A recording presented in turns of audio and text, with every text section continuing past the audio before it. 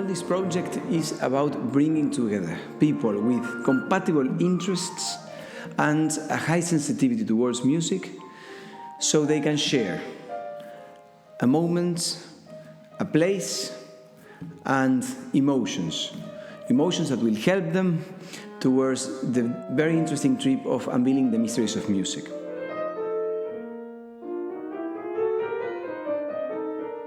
Santa Emilia was carefully chosen from along different properties due to its unique location and architectural characteristics.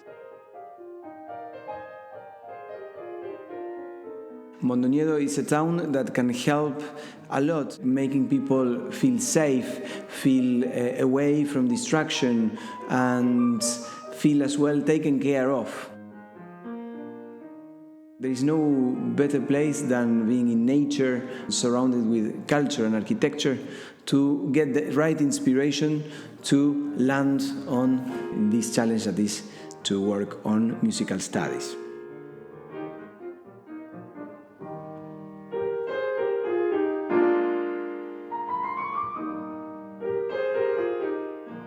At WKMT we specialize in Haydn, and therefore this course is also taking into account a lot that attains to the language used by 18th century composers, Haydn, Mozart and Beethoven.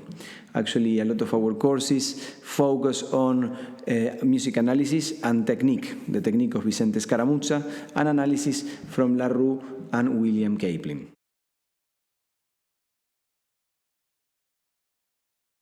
So we will play legato legatissimo, yeah? So legato legatissimo means that there is overlap, yeah, in the finger movement, yeah, a bit, just a bit. So, and then there is a counterpoint, yeah, of articulations or a counterpoint of tones, making, for example, more overlap at the beginning, so it sounds more organistic, and then at the end, sounds more watery, less overlap. Yeah? So, let's see. But relax the voice, eh? Yes, that's already better. Do it slowly one more time.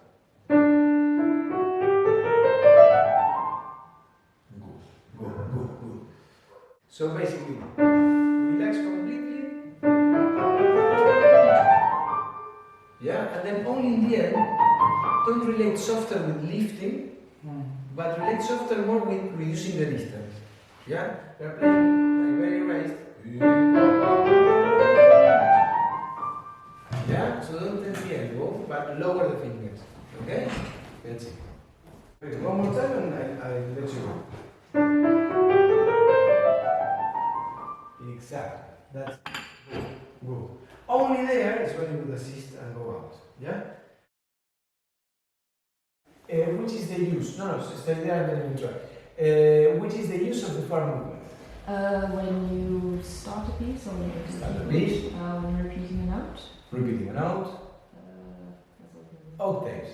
Octaves, yeah. Not very fast octaves in the bass mainly, because you have this.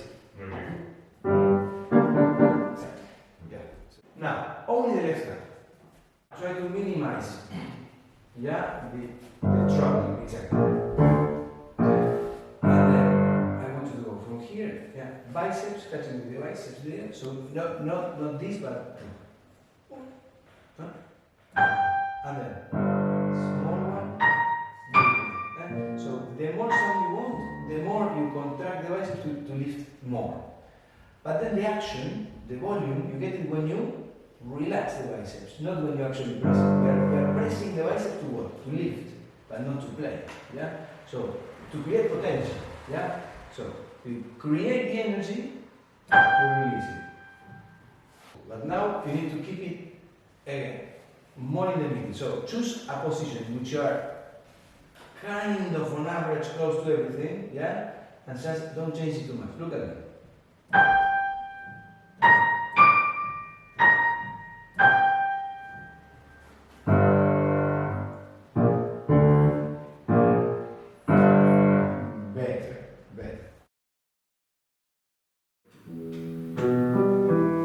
For example, working with a mix of rotation and finger movement. While playing, this here, Marcia precedes me very well. When I make a rotation that is not big, but very tense.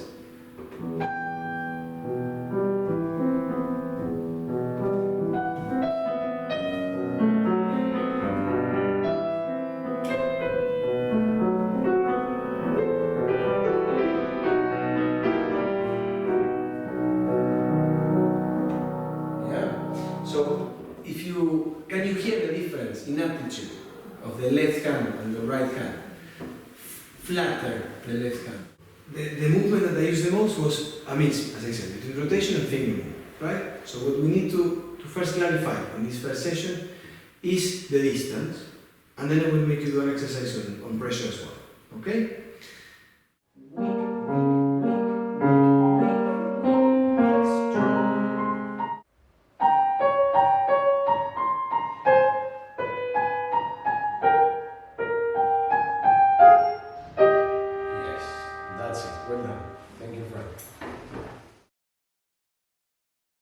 And then again, in your case, it's always about integrating negative and positive movement. So,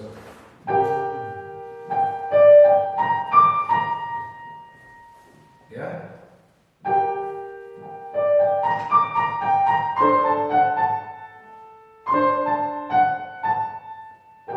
Yeah.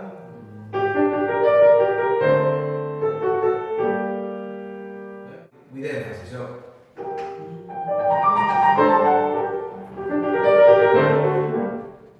So why do I know for sure that this is a link by two? Because of the harmony. We have dominant, tonic, yeah? Yeah? And why do I allow myself to not link A and link C? Why do I compromise A instead of C? It is the least important note of the chord. Absolutely, and they are listening C. Yeah. So the top note. So exactly, it's the least important. Yeah, so that's what we need. But I tell you what is behind it. Yeah, so you understand why you have to do like that. So basically, we complete the cycle for a big movement, eccentric one. Yeah? And then we pivot on this one. We pivot on that one. As if it was a crane. And then whoa, we lift it. No? So we used these ones for the negative movement. And then the positive movement. Yeah?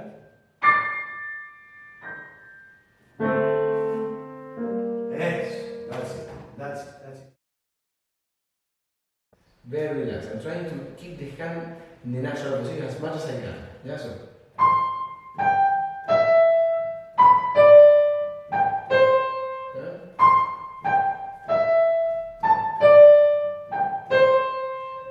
How am I regulating the intensity? By means of, Ronaldo? How much you raise. Yeah. If I have to play Scarlatti Sonata in D minor, I won't be able to do this. I will have to do, I can analyze it first and say, okay, it's like.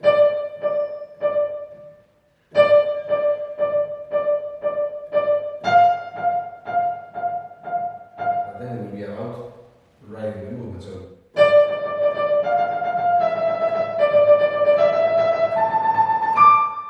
Yeah, I'm tensing a lot here, but it's fine because it can go too much.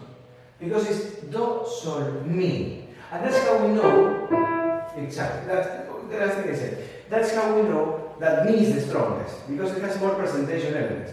Do, sol, mi, sol, re, sol, do.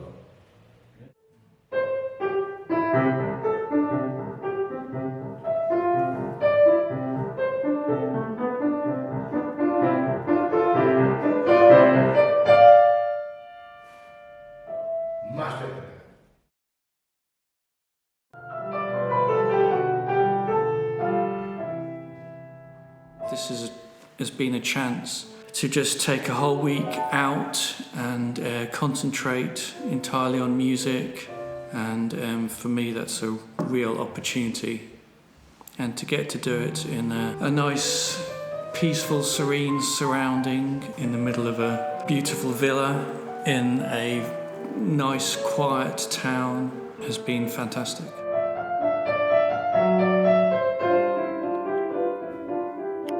town itself of Mondagnello, you can see it's a very beautiful town, but it has a surprising amount of facilities. It's surprising that it has quite an advanced music conservatory in it for such a small town.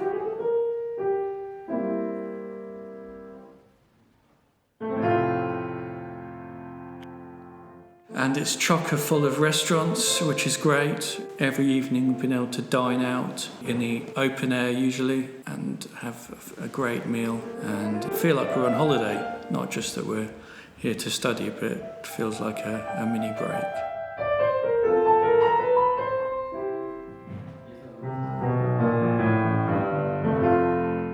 It's a privilege to be able to play on a fine piano like this. And for most of us, our piano at home is fairly modest. The good thing is, when we're not studying or doing something specific, we're welcome to play the piano as much as we like.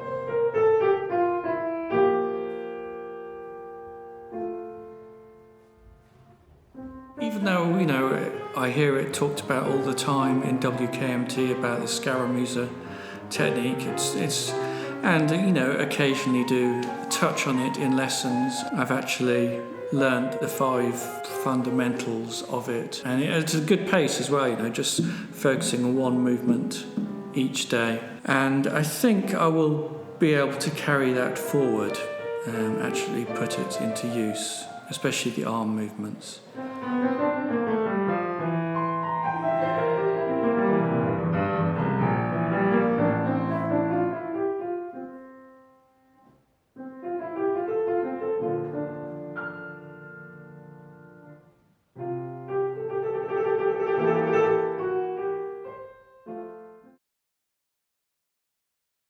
In classical period, yes, the first thing that you're going to see is that they present the motif as tonic dominant and dominant 7th, not any dominant, because they have to establish where you are in the circle of phases, in which scale are you. The best way, the quickest way, bam, bam, bam, bam, bam, bam, bam, tonic, dam, da, dam, da, di, da, di, da, dam. Dominant. We all agree we are in this? Okay, bam, bam, bam, bam, bam, let's move on. But the first thing, da da da dum, da da da dee, dominant. A sound, it has many little sounds. So the first sound is the double of that sound, the octave. The second harmonic is the 5th. Yes? So I think what you're trying to say is, but you can have bam bam. Yeah. Exactly. I mean, yeah. But in the event, in this natural process, the 5th is always up. So there's a natural fall from the 5th to want to go to the tonic. There is a pull from the tonic is the strongest harmonic. Then you have the octave, and the 5th is the first note that is not the actual sound. So that's why the tonic wants to pull it back. What I'm trying to explain here is how all this, a very simple piece, a really, really simple piece, and on the surface, actually is really complex. These are bars. Okay? This is the timeline. This is the vertical plane. Yes, the events as they go. Okay? Sound, melody, harmony, rhythm, growth. Yeah? Melody component. That's the overall texture. Remember, you have melody, tick, tick, tick, tick, and all that. Yeah? That's, through until you have, remember the block chord in memories. Yes? That's why I see. Now I'm going to see how things align together, which, spoiler alert, is here. Yeah?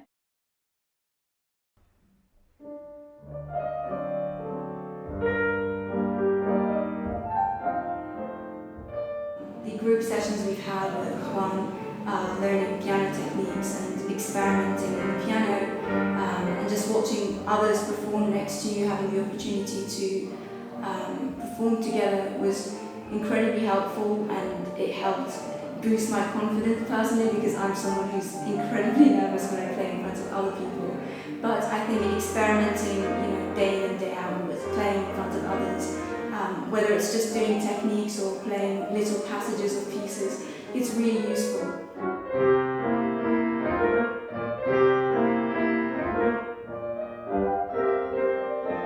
And St. Emilia is a perfect location for any artist or musician, anyone who's interested in the arts, to just spend some time and to get some inspiration from the picturesque environment. It's really the perfect place and perfect environment.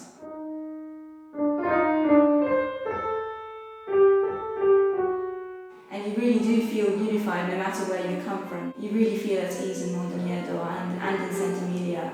It's the perfect place to study music, I really do think so.